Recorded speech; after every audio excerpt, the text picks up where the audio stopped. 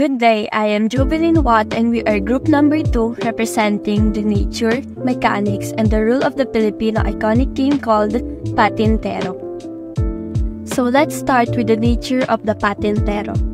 The game Patintero is also known as Harangan Taga or Tubigan, but Cebuanos called it Tubig-Tubig. The one who invented the Patintero is unknown. Unlike other games, you won't be needed any equipment for this game. Ang kakailanganin lang dito ay chalk. Pero kami nung nilalaro namin to, pag wala kaming makitang chalk, uling yung ginagamit namin pangguhit o pangline sa tatapakan ng taya. This game, Patintero, is originated during Spanish colonial period. Pero nag-umpisa itong nakilala sa Pilipinas noong taong 1997 dahil sa samahang makasinging. Gumawa sila ng time-based scoring like sa basketball. Kung sa basketball, every shoot ang score, dito pag may ni-isa lang makalampas sa team nyo, magkakascore or mananalo na kayo. And alamin pa natin kung ano ang nature ng Patintero kay Alexi Fernando. Patintero is a popular Filipino street game that has been enjoyed by generations of children in the Philippines. Karamihan sa mga bata of the past generation hanggang sa generation natin ay alam tong laro to. Sobrang popular niya alongside with tumbang preso of tago-tagoana ni tatay and such. The word Patintero is derived from the Spanish word tinte, which means tint or ink, in reference to the drawn lines. The game involves one team trying to cross the grid without being tagged by members of opposing team who are positioned along the lines, which is madidiscuss sa mechanics and rules of the game. The game requires strategy, quick reflexes, and agility, making it a fun and challenging activity for the children of all ages. Dapat mabilis and maliksi, tapos attentive kapag naglalaro ng game na to. Most importantly, dapat enjoy and sports lang when playing. To discuss the next part of Patintero's nature, may I call on Larin for the next slide. Patintero always goes well with the starry night. Bright nights beckon children from their homes, eager to play tag whether they are in the city or in the country. Patintero enjoys widespread popularity among children across the islands, encompassing both northern and southern regions, as well as large and small cities and barrios, as well as historical and contemporary youth.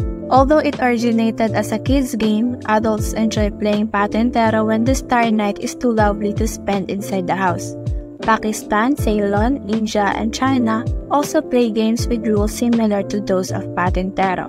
Names like Kabaddi, Tolodo, Wandikali, Badi-Badi, and Sabar Gagana are used to refer to them. I am Jan Isaac Fernandez and we will be presenting the mechanics of Patintero. All games have their own mechanics in order to have a proper way of playing a game. Now, here are some mechanics on how Patintero works. First of all, we have formation of teams. Players divide into two teams, guards and runners. This division creates a dynamic where one team defends the guards while the other attempts to breach the defense. Runners, fostering strategic thinking and teamwork. Second, guard positions. Guards strategically position themselves to cover the playing area effectively. Placing a player on the middle lateral line helps to control the central area, while others, positioned along the horizontal lines, provide coverage across the width of the playing field. Number 3. Objective of runners. The primary goal of the runner is to navigate through the guard's defense to reach one end of the playing area and return without being tagged. This objective encourages agility with thinking and evasion tactics among the runners. Number 4. Tagging rule. The guard must be adhere to a specific rule when tagging runner, requiring both you to be on the ground for the tag to count. This rule ensures fair play and prevents guard from exploiting this position to tag runners unfairly. Number 5. Scoring system. Scoring system rewards runners who successfully navigate the defense without being tagged by earning a point for their team. This adds an element of competition and incentives runner to exhibit skillful maneuver and evasion techniques. Number 6. Game over condition. Once all the runners of a team have been tagged, the round is over.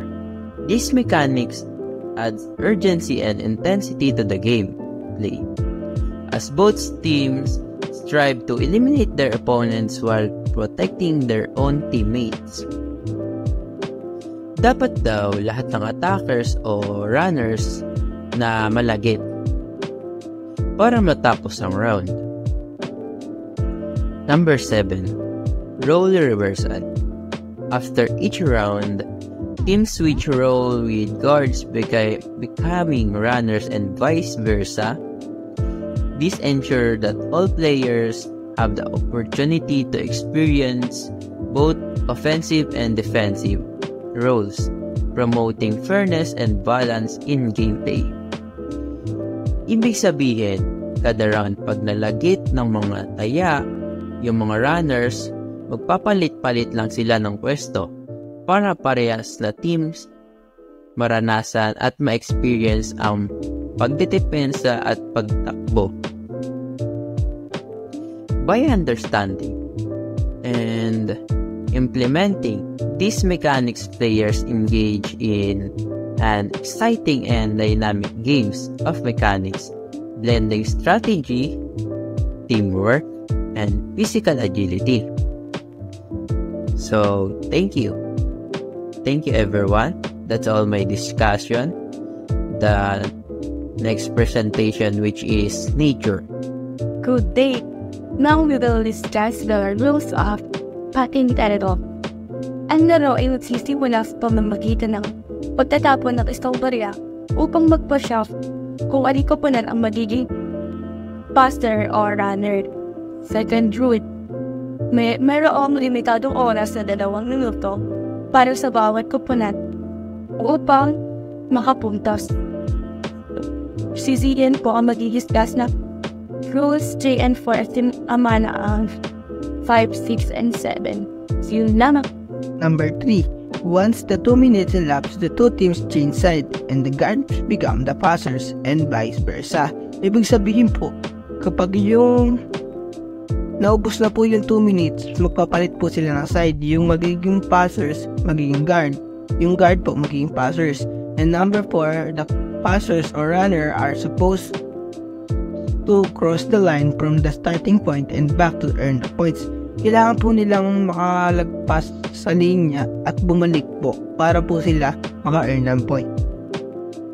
Rule number 5. The line guards are positioned on the vertical lines with one on the horizontal line of the grid, making sure that their feet are always on the line. Halimbawa, ang mga guards ay dapat nasa position ng line at ang kanilang mga paa ay hindi dapat mawawala sa mga linya dahil once na makascore, kung mahawakan ng mga taggers ang passer, ang kanilang points ay hindi magiging valid. Rule number 7.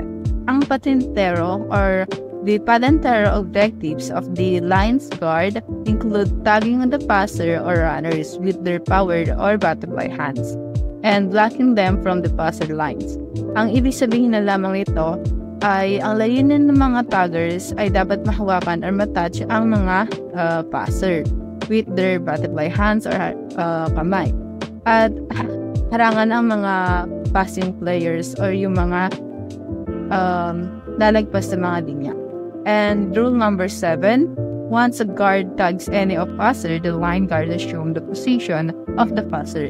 Ang ibig sabihin nito, once daw na mahawakan ang isa sa mga guards ang passer, ang mga nasa linya ng taggers ay mag-assume sa position. And at the end of this video presentations, I want to extend my appreciation to each viewer for taking the time to watch, and thank you so much. Bye!